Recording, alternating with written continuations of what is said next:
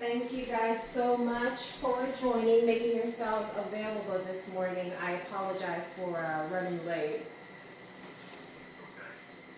Well, congratulations on your grant award. We finally did it. We finally did it. We're excited. You are. Do you remember how many times, or do you know how many times we went after it?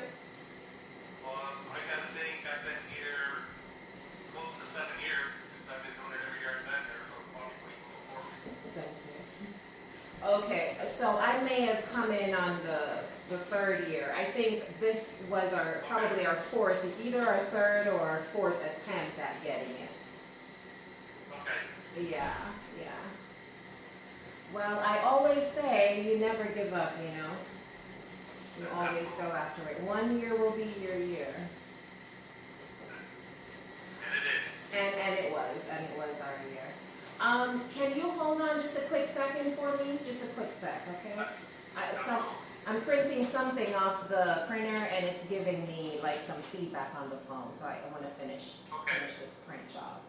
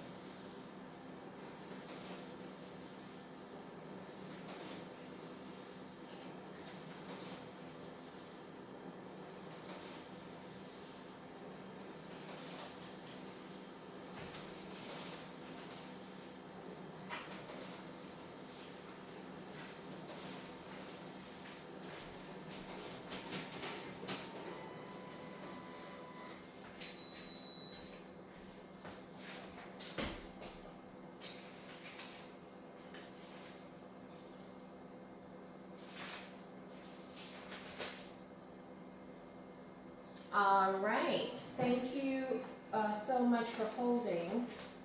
My print job is ended. Okay. So, have you received an email from HUD?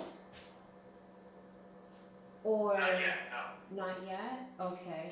So HUD has not provided any instruction for you as to how you should start, as to how you should get started. I took it off. I got what I needed. Thank you. Now, they might have sent it to John directly, which he hasn't said anything what they normally do. Okay, the normally does. Okay. All right. So I'll just hand it back over to you. Did you have some questions for me? Yes, I mean, this is the first time we got a grant. I know it's a capital fund grant. I just want to know, because I think the threshold, the HUD threshold is under $250,000. But it's actually separate from our actual capital fund, correct?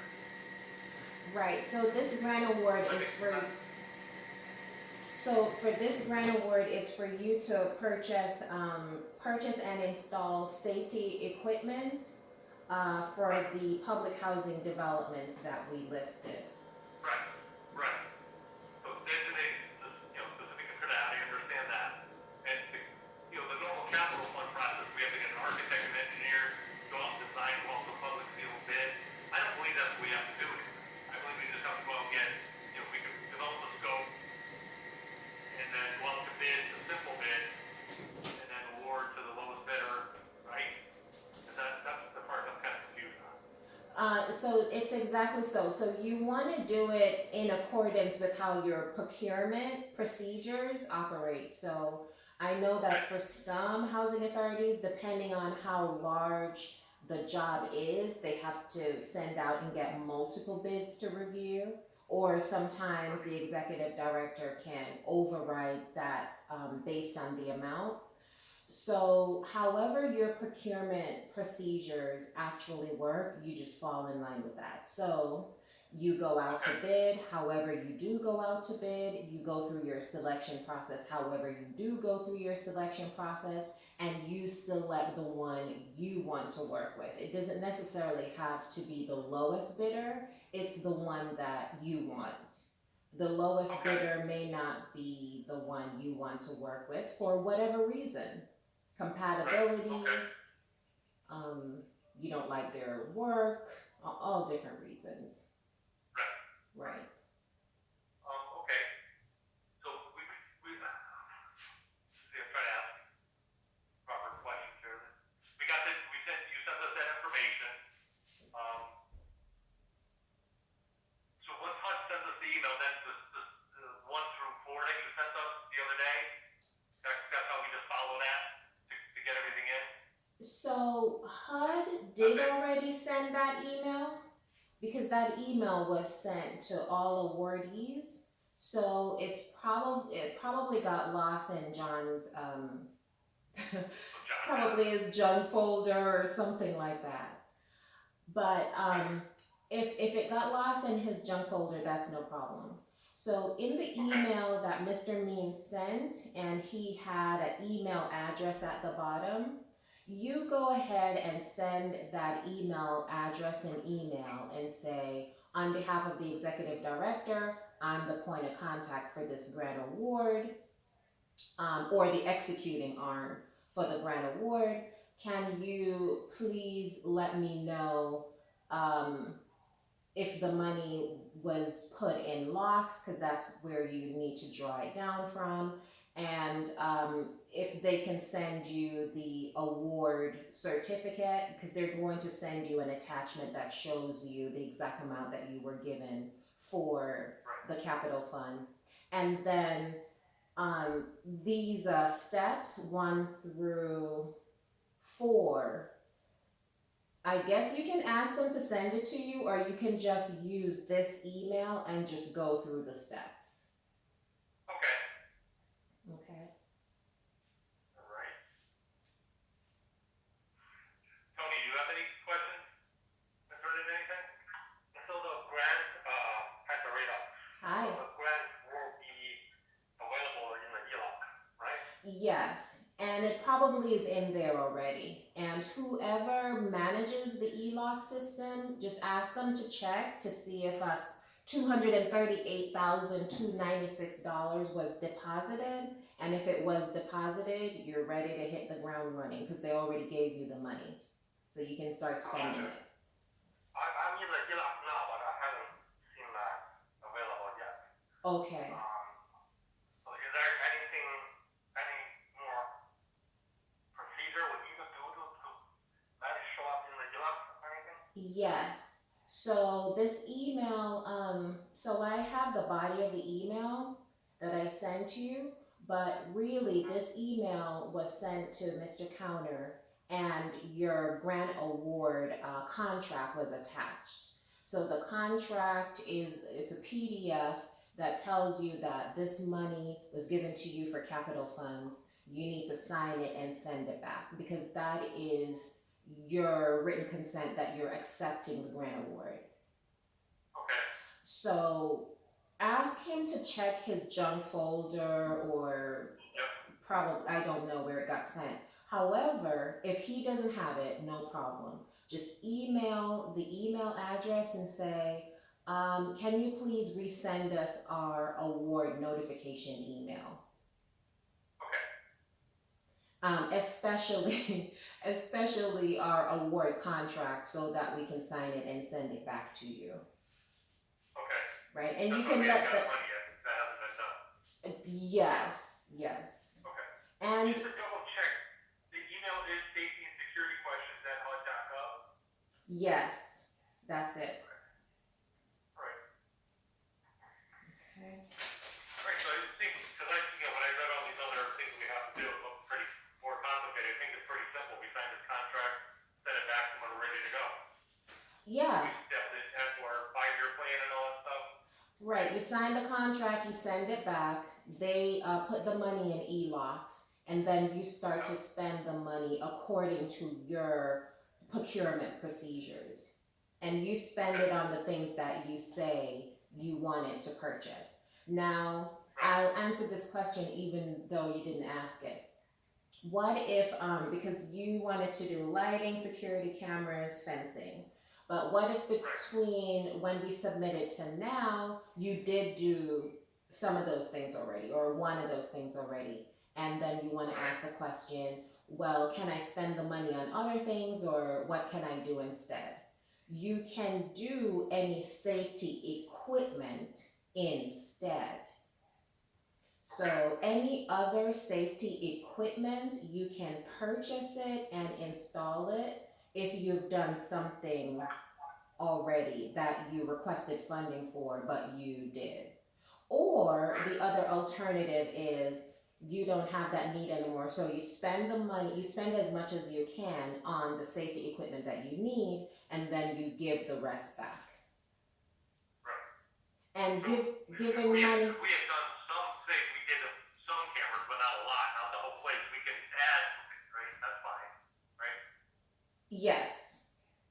Okay, so we can do additional security work as well. Yes. Yes. Okay, that's fine. You can always do additional. Right. Yeah. All right. I think we're in a better place. Okay. Appreciate your help. Yes, and also what I would recommend is when you send that email off, make sure to CC everyone. CC Mr. Cowner, CC everyone that's working on the project so that everyone is in the loop.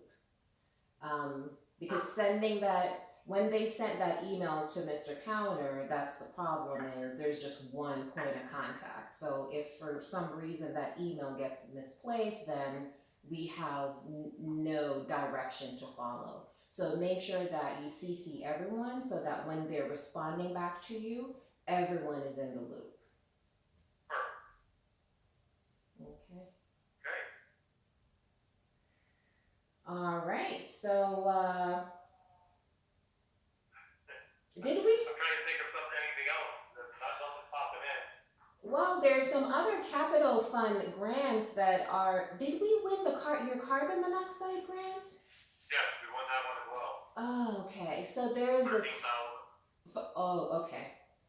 There is this housing hazard one that's out now where you get money to identify and eliminate any problems with mold, pests. That would be rodents, cockroaches, bed bugs, dust mites, any type of pests. If you also need funding for fire suppression, to install, replace, or repair your fire sprinklers, or you need fire hoses, or you need fire extinguishers, and also you can identify and eliminate any radon issues you may have or any other housing hazard. So that would include lead, asbestos, any environmental hazards. Do you have any housing hazards like those? One or more? Was that 3 different grants? No, that's one grant, but they cover different housing hazards. So any housing hazards that you have of the ones that I just mentioned or any other, you can apply to this grant. It's called Housing Related Hazards Capital Fund. It's from the same office. And you can request funding to identify if you have the issue and to eliminate the issue. So if you have pest issues, if you think you have radon, if you think you have lead, then you request funding to do the testing to confirm that you have the thing, and then if you do, to eliminate, to resolve it. Okay, so that would be like a buried oil tank in the ground even, right? You said oil tank? Generator. Repeat what you just said? Oh, I said like we have a buried oil tank for diesel oil tanks for generators. If we wanted to check to make sure they're okay or to get them out of the ground, that would help. That would be for that as well. Well, if you get them out of the ground, where would you put them? Where would I put the tank? Yes. Out of the ground, yeah. So yes, you can check to, so what type of oil is in the tank? Diesel oil. I wonder if they would consider that an environmental hazard. It could be. I don't think it would be an environmental hazard if there was an issue with the tank. That was where the testing would come in first, right? To see if there is an issue. And if there was, then it would help you resolve the issue, right? But then you have to remove the tank, remediate and all that. Right. We also could use fire suppression as well, and I know that we need to do sprinkler head upgrades and all that stuff too. So yes, hold on a second. Let me confirm with Mr. Means. Mr. Means, are you still on the line?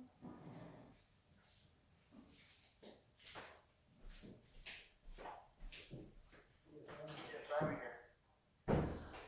Did you hear the question about the diesel tank that's underground? And so, do you think that the housing hazard grant, we could request funding to check if the tanks that are underground are leaking, and if they are, to move them above ground? Do you think that would be a legitimate housing hazard? I feel like with a situation like that, you'd probably have to show something like a state of disrepair, or not necessarily a known state of disrepair, but reason to suspect, like if they're old, if there's been like any evidence, like any pooling water on top that looks like it, has oil in it or something like that. Mm-hmm. So I feel like you have to show Reason to some suspect. sort of reason or justification to a pretty significant degree. Okay. All right. That's fine. Do you have any reason to suspect? Just the age. It's been there for a while, so no other reason. Well, the age around, how old is it? Off the top of my head, I'd have to go look at my documentation. It's at least close to 25 to 30 years old. Okay. So if there's something that you can look up, or we can look up, I'll actually look this up to see if there's any evidence of like the average lifespan of underground fuel tank. Do you know what material it's made out of? No, I do not. Oh, okay. I'm thinking of that. You may actually be able to extend that one into a legit concern, because sometimes things get outdated and they update certain codes. So you can say like, oh, this was built before they started doing things a certain way. That would have been an in on that one. Which I think that's part of it. I think we would be able to get there. Just how we go about trying to do that. But that's kind of why I'm thinking of it, because I know it's been in the ground a long time. I believe there are current codes. So it's something we can think about. The fire suppression, like sprinkler heads and stuff like that, is another alarm system, right? All qualified. Yes. Particular grant. Right. Okay.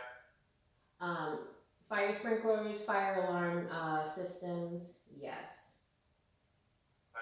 Okay.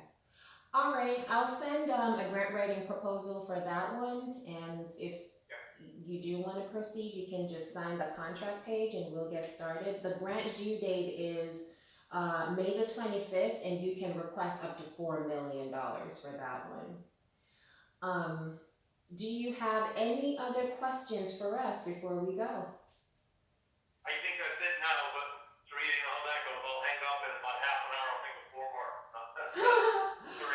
Well, Right now, I'm in the office. appreciate. I'm in the office all day, so you can just give me a call back anytime, and you can send me an email likewise. So we're here. Okay. We're your grant writing company, and we're here to assist in any way we can. I appreciate that. Thank you for helping us get this award. Yes. Thank you. Congratulations again. You have a great day. Thank you. Bye now. Thank you.